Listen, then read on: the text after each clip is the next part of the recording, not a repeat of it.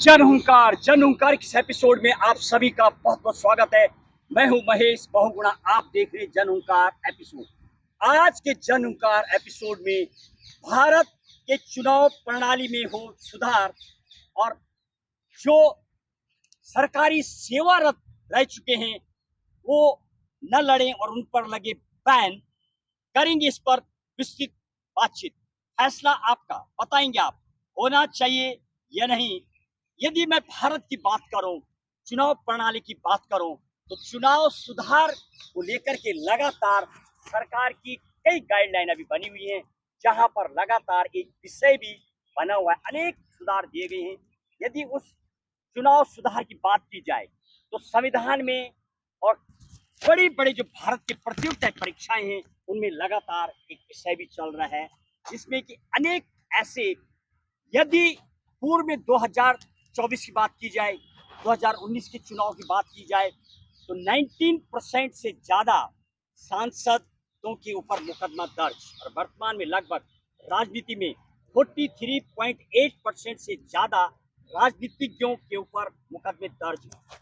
ये तो राजनीति का फैसला है, लेकिन अभी कई जगह पर त्रिस्तरीय पंचायत चुनाव हुए हैं, साथ में अनेक जगह पर जो चुनाव होते हैं, तो ऐसा भी संविधान में व्यवस्था है, जो लोग सरकारी सेवारत होते हैं वो चुनाव नहीं लड़ सकते। ऐसा भी किया जा सकता है, जो 3 साल से अधिक भारत सरकार, राज्य सरकार में सरकारी संस्था में सेवा दे चुका है, उन्हें चुनाव नहीं लड़ना चाहिए, नहीं उन्हें अनुमति होनी चाहिए।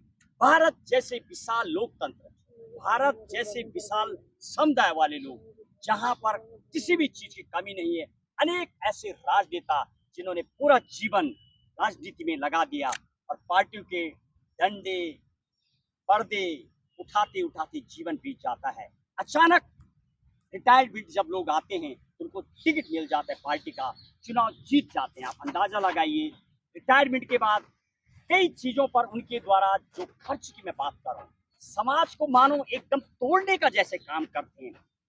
वाइन, पैसा बांटना, अनेकों नेक चीजें ऐसे समाज में देखने को मिलती है। चुनाव खर्च जो सरकार ने फिक्स किया है, जो इलेक्शन कमीशन ने फिक्स किया है, राज्य सरकारों की बात करूं, 3 सरकारों का चुनाव, यानी संसद का चुनाव, लोकसभा का, और विधानसभा जो राज्यों में होती है वो चुनाव, और त्रिस्तरीय पंचायत चुनाव, तमाम चुनावों का खर्चा बहुत ज्यादा बढ़ जाता है। इसका कारण जो लोग रिटायरमेंट आते हैं उनको पार्टी टिकट दे देती है और आसानी से जीत भी जाते हैं।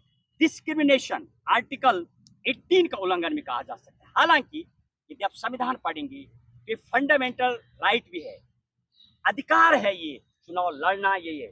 लेकिन जब एक तरफ ये व्यवस्था बनी हुई है, जो लोग सरकारी सेवारत हैं वो चुनाव नहीं लड़ सकते, तो ये भी एक ऐसा अमेंडमेंट, कॉन्स्टिट्यूशन अमेंडमेंट भाग 20 आर्टिकल 368, संसद, राज्यसभा, लोकसभा और राष्ट्रपति की सिग्नेचर के बाद ऐसा एक्ट बनाया जा सकता है, जिसने 3 साल से अधिक किसी भी सरकारी संस्था में सेवा दी है वो चुनाव न लड़े, क्योंकि इससे पूरा समाज मानो कई रूप से सामाजिक तौर पर, धन दौलत के तौर पर, और वही लोग बार बार मानो मलाई खाने चले आते हैं। पहले सरकारी सेवा में, प्रशासन में नौकरशाही का आनंद लिया और फिर जाके राजनीति में उतर आते। कई देश के अभी पूर्व में फैसले, कई ऐसे न्यायपालिका में ऐसे देखे गए हैं जो 6 बजे रिटायरमेंट हो रहे हैं, 4 बजे फैसला देते हुए सरकार के पक्ष में, और उसके बाद